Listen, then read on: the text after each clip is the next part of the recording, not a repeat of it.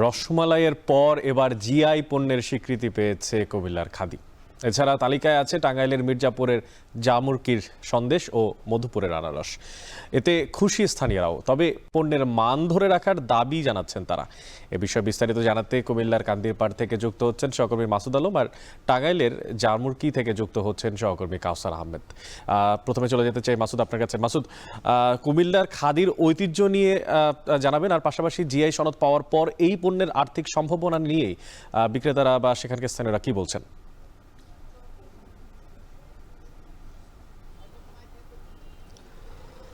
অনেকে ব্রিটিশ বিরোধী আন্দোলন থেকে কিন্তু এই খাদির সূত্রপাত। কুমিল্লার প্রায় কান্দিরপাড় থেকে রাজগঞ্জ পর্যন্ত প্রায় ৩০০টি দোকানে কিন্তু খাদি কাপড়ের নানান পোশাক বিক্রি করে থাকে।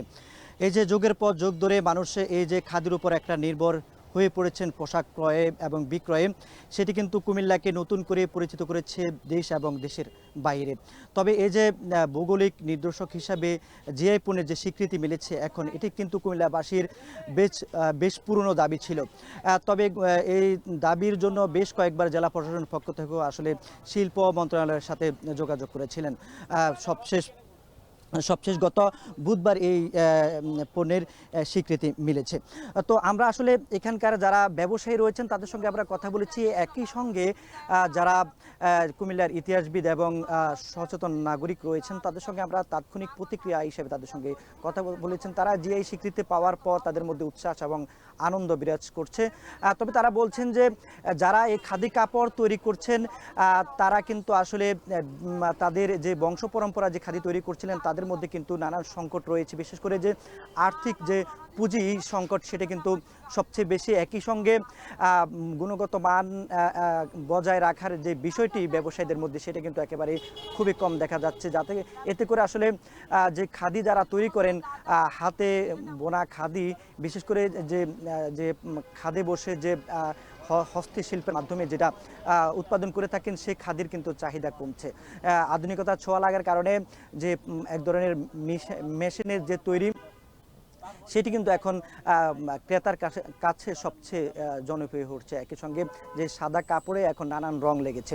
তবে তারা বলছেন যে এই খাদির সমৃদ্ধির জন্য নানান যে সংকটগুলো রয়েছে খাদি তৈরি থেকে শুরু করে ব্যবসায়ী পর্যন্ত, তাদেরকে আসলে আর্থিক অনুদান থেকে শুরু করে তাদের যে সমস্যাগুলো রয়েছে সেগুলো সমাধানের জন্য শিল্প মন্ত্রণালয় এবং জেলা প্রশাসন উদ্যোগ গ্রহণ করতে হবে। এতে করে খাদির যে সংকট সেটা দূর হবে, একই সঙ্গে তার সমৃদ্ধি বাড়বে।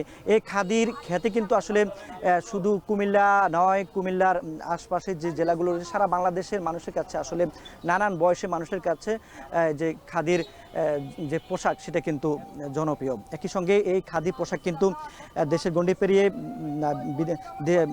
বিদেশের নানান দেশও আসলে যাচ্ছে। তো এখানকার মানুষের দাবি হচ্ছে যে এই আনন্দের সঙ্গে যে খাদি তারা জিআই পণ্য হিসেবে স্বীকৃতি পেয়েছেন সেটা তাদের মধ্যে উচ্ছ্বাস আনন্দ রয়েছে। এটি যেন টেকসই এবং গুণগত মান বজায় রেখে যুগের পর যুগ সে স্বীকৃতি ধরে রাখতে পারে, সেটার প্রত্যাশাই রয়েছে এখন ক্রেতা বিক্রেতা থেকে শুরু করে সর্বস্তরের মানুষের। তো অনেকেই ছিল কুমিল্লা থেকে। এবার চলে যেতে চাই টাঙ্গাইলে, সেখানে আছেন সহকর্মী কাউসার। কাউসার, আপনার থেকে জানতে চাই, টাঙ্গাইলে তো দুটো পণ্য জিআই তালিকাভুক্ত হয়েছে, একটা হচ্ছে মধুপুরের আনারস এবং হচ্ছে জামুরকির সন্দেশ। তো জানতে চাচ্ছি এই নিয়ে আসলে ব্যবসায়ীরা কি বলছেন, সেখান থেকে কোনো সম্ভাবনার চিত্র ব্যবসায়ীরা কি দেখতে পাচ্ছেন কিনা, আশাবাদ কিনা, জানতে চাই আপনার থেকে। অনেক আমি আছি জামুরকি যে কালিদাসের সন্দেশ রয়েছে ঐতিহ্যবাহী, এটি 100 বছরের একটা ঐতিহ্য সুনাম রয়েছে এবং এই ব্যবসায়ীরা বলছেন যে এই ঐতিহ্য ধরে রাখার কারণেই কিন্তু এই পণ্যটি জিআই পণ্য হিসেবে স্বীকৃতি পেল। এছাড়াও আমাদের টাঙ্গাইলের মধুপুরের যে ঐতিহ্যবাহী আনারস রয়েছে সেই আনারসও কিন্তু কয়েক হাজার মানুষ এই আনারসের ব্যবসার সাথে জড়িত এবং যে আনারস সেই আনারসের কারণেই কিন্তু এই মধুপুরের আনারসের জিআই পণ্য হিসেবে স্বীকৃতি পেল। তো আমি আছি যে সন্দেশের দোকানের সামনে, এখানে কয়েকজন ক্রেতার সাথে কথা হয়েছে, তারা জানিয়েছেন যে এখানে যে সন্দেশ বিক্রি করা হয় এটি সারা দেশেই একটা সুনাম রয়েছে, যে কারণেই শুধু টাঙ্গাইলের জেলা নয় আশেপাশের যে সমস্ত জেলা রয়েছে, বিশেষ করে এই ঢাকা টাঙ্গাইল মহাসড়কের পাশে ব্যবসায়ী হওয়ায় এই উত্তরবঙ্গের প্রায় 22 জেলা সহ দক্ষিণাঞ্চলের মানুষ যখন এই মহাসড়কে দিয়ে চলাচল করে, তখন এই কালিদাসের সন্দেশের যে একটা সুনাম ঐতিহ্য রয়েছে, তারা এখানে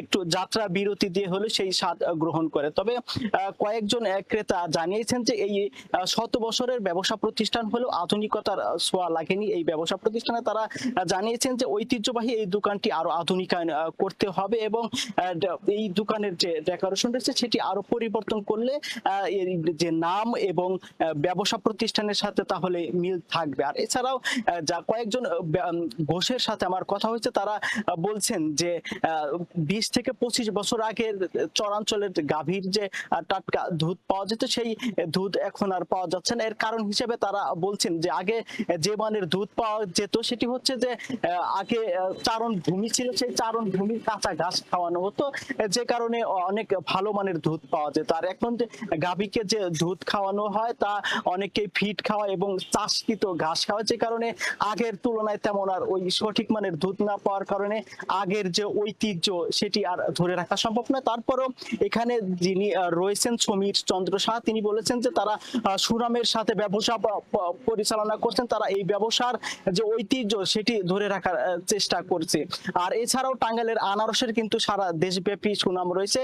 এই আনারসের মান ধরে রাখারও দাবি জানিয়েছেন স্থানীয় ক্রেতারা। তারা বলছেন যে কিছু অসাধু ব্যবসায়ী তারা এই আনারসে কেমিক্যাল মিশিয়ে থাকে, সেই কেমিক্যাল যেন মিশানো না হয় সেজন্য প্রশাসনের কাছে দাবি জানিয়েছেন। টাঙ্গাইলের জেলা প্রশাসক জানিয়েছেন যে এই আনারসের মান এবং সন্দেশের মান ধরে রাখতে তারা সর্বোচ্চ চেষ্টা করবেন। তো এই ছিল আমার কাছে সবশেষ তথ্য।